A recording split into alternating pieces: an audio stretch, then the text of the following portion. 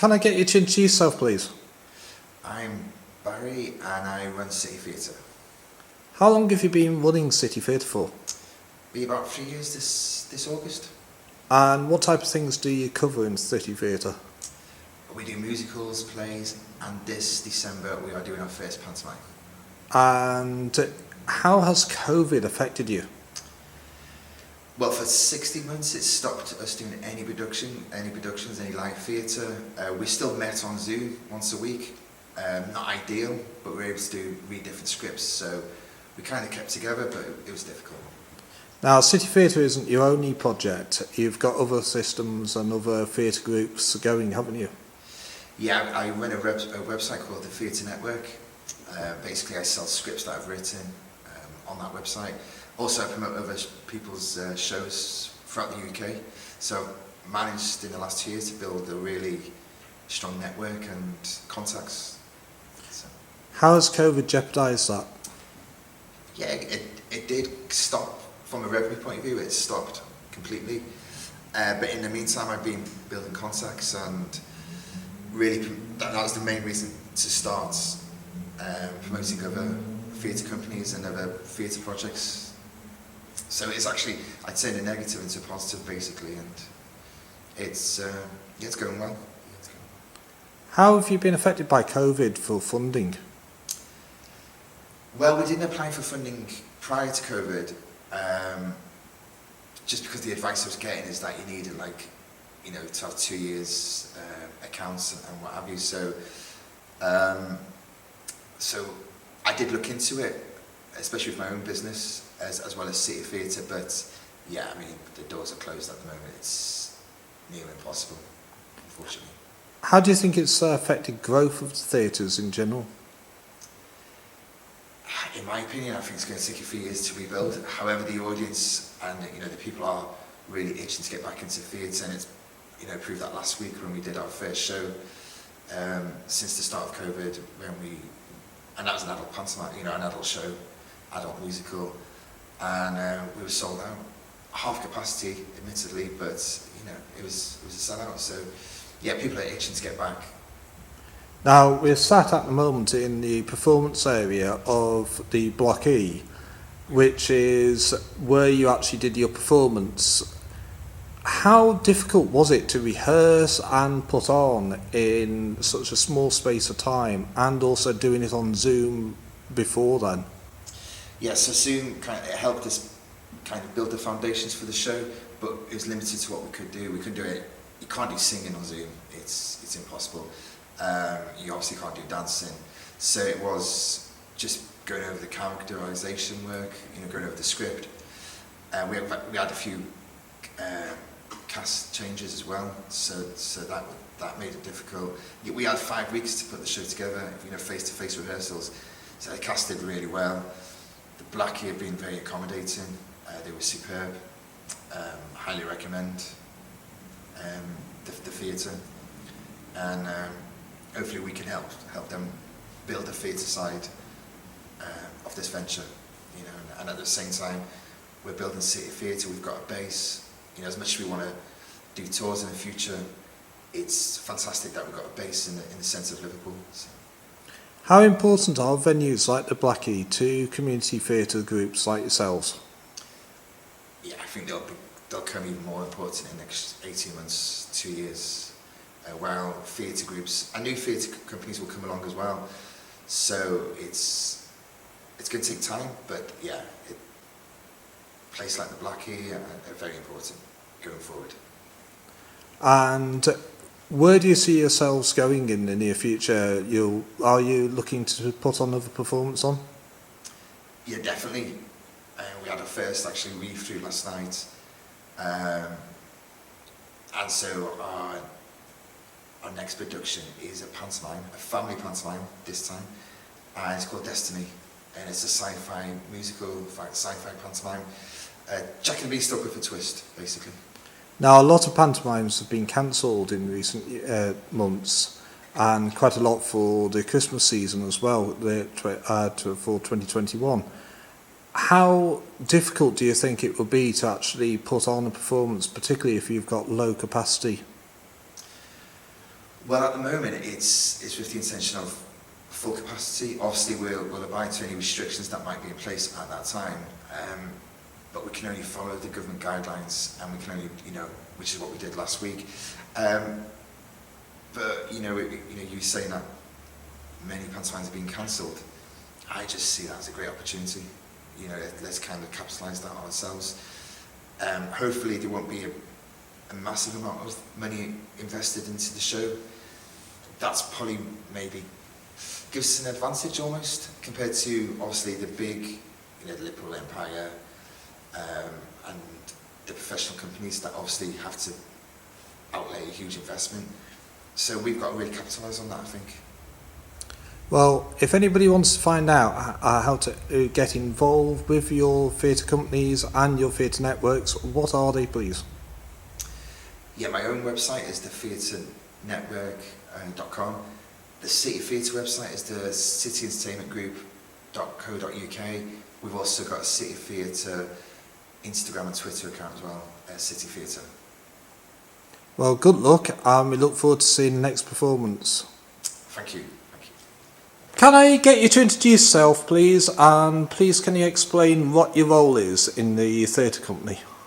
My name's Joe. I have been involved with City Theatre for about 2 years, I think roughly about 2 years I want to say. I've acted in a few shows, and Bow and Arrow, the show that's just gone, I was the stage manager for. How problematic has COVID been? Because you've also been a student, haven't you? Fortunately I left, I finished college before COVID hit, but I have got a few friends who are still in educational environments, and it has been, they've been finding it really tough. In terms of City Theatre, this show that we've just put on, Bow and Arrow, that the original date for that was this time last year, but because of the COVID, it just kept getting pushed back and pushed back, until finally we've been able to perform. So throughout the lockdowns, we've been doing rehearsals on Zoom, which has been good, but you can't really create a show just by using Zoom. It was just mostly just a way of keeping us together and keeping us reminding us on the show and all that. Now, you want to go into theatre, don't you, as well? Yes, I've had a passion for theatre for quite some time now.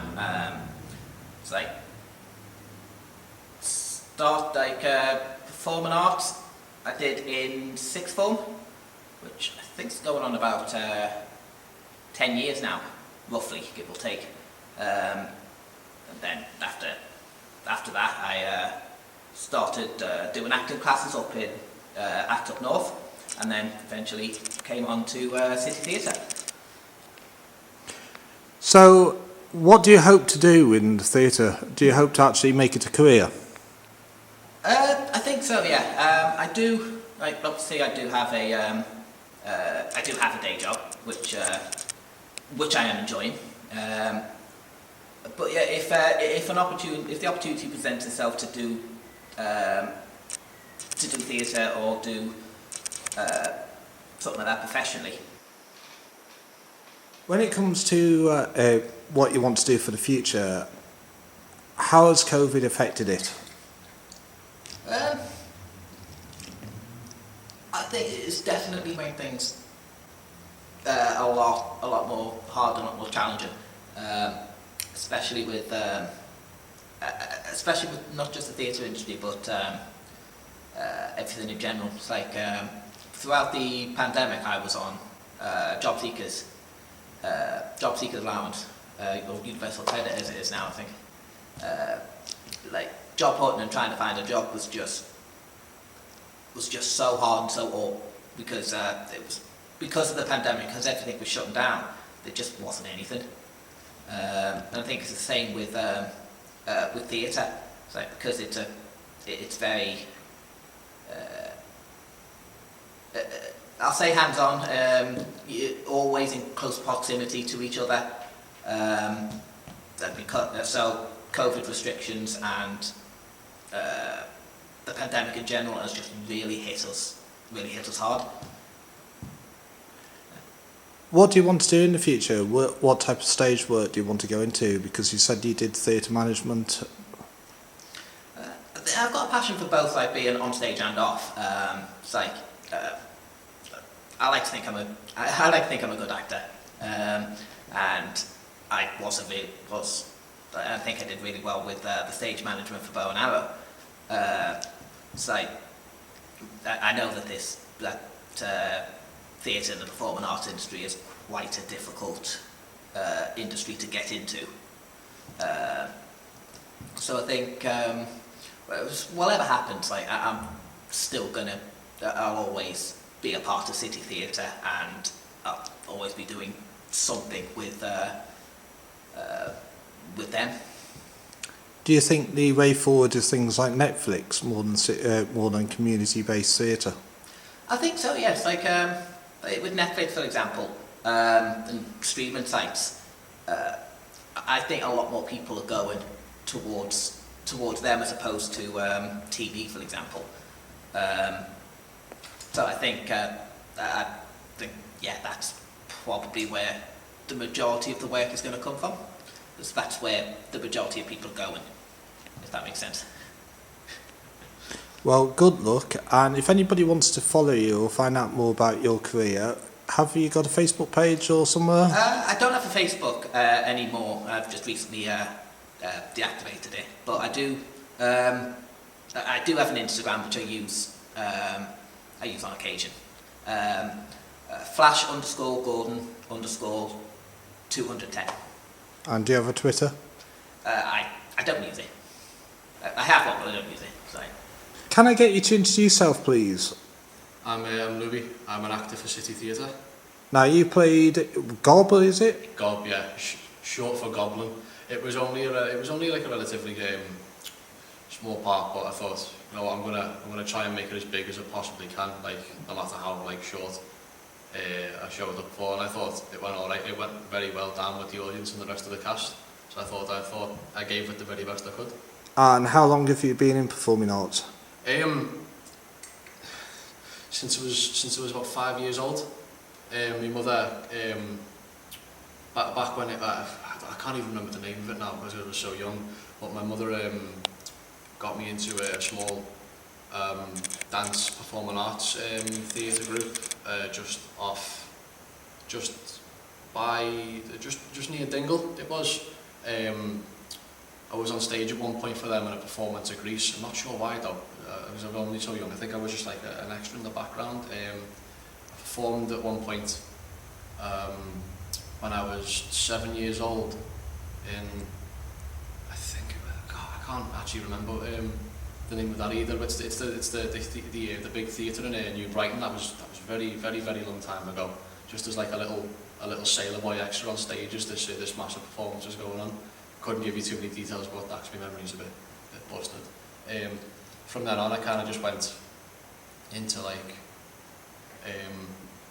just like small amateur productions through like my school years, but only for like short films for friends and what have you. It sort of kicked off a lot more towards college because I realised that's kind of like I've got a knack for it. I should say, like I'm very. It's one of the few things I can actually focus on and be very, very good at. So I went into college for 2 years on a performing arts course, and then I tried my hand at a BA honours, but due to complications I had to drop out of uni, unfortunately. So now I've found my way here. So yeah. So what type of things do you like doing in the theatre? What does it give you a sense of being, or what? I've sat and pondered about this like a bit more than I care to admit, but in the end, the answer is it's always the same. It's just it's fun, and that's all I really care about. Like obviously you'll have your bad days where you don't get on with like certain members of the cast and the management or whatever, but it's kind of like it's kind of like having a second family because everyone's there doing what they enjoy in a sense. To me, there's not really a whole bigger purpose. I just look at it and go, that's fun. I enjoy that. How's COVID affected you? Well, like very many other people, I lost my job. I was on universal credit for like the best part of like what, a year and a couple of months until I found a new job again. But there was nothing really short of there was nothing really kind of on the plate in terms of like performing. It kind of like died that year, I felt. So that was it was kind of a downer, you know. It wasn't really like one of the few things I find like incredibly fun to do just for the sake of it being fun wasn't there for me, so it put me in a bit of quite a very low mental health stage. So you think theatre's good for mental health? I do. I believe in a lot of what people refer to as wacky stuff. I believe there's not just like a physical side and a mental side to theatre. I believe there's a spiritual side as well. You know, you're with many people who kind of like are all there to do the same, and it creates this sense of, I don't want to use a word like togetherness, but I don't know any other word. You say it creates this nice lovely environment that's always welcome to come back to. In city theatre, it has to be since I was 15 in college. It has to be the best group I have been with in a long time. Like every time, like it's time to come to rehearsal, or even just to come to the building in general, just to see. It's like there's always this good giddy feeling for me. It's like, wow, I'm going to see everyone again. That's great. That's great. So, what are you looking forward to for your next performances, and do you want to actually develop a career in it? I'd love to develop a career in it. I really would. I'm not a very professional person in sense, and I understand that like this world kind of asks for that sort of thing. But I believe there's more to it than just being professional, you know.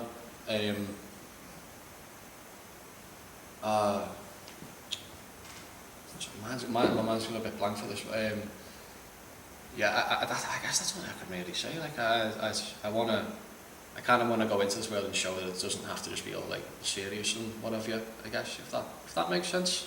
I'm not really sure if it does to myself. Like, but if anybody wants to find out any more about yourself, have you got anywhere they can go? No. Unfortunately, no. I've been thinking about like starting up just a page on like Facebook or even Instagram for that matter. But I'm not really too keen on people looking at like various social medias I've got. They're not very kind of like what I guess I'd say family friendly. There's not a lot of professional kind of vibe going to them. If you look on them, you're going to go, he's a nut at him, stay away, keep him away from me, that kind of thing. So in the future though, I'll have to like start up with like a more professional kind of thing, because can't go around saying some of the stuff that I do. It's not offensive or anything that could get me into trouble. It's just a bit like, well, maybe keep him away from me kind of thing. Well, good luck, and we look forward to seeing you on stage in the near future. Thank you very much. First of all, can I get you to introduce yourself? Hi, I'm John Ball. I am new to City Theatre, though not new to the industry itself. Now, you're not just City Theatre, you also got a Sefton connection, haven't you?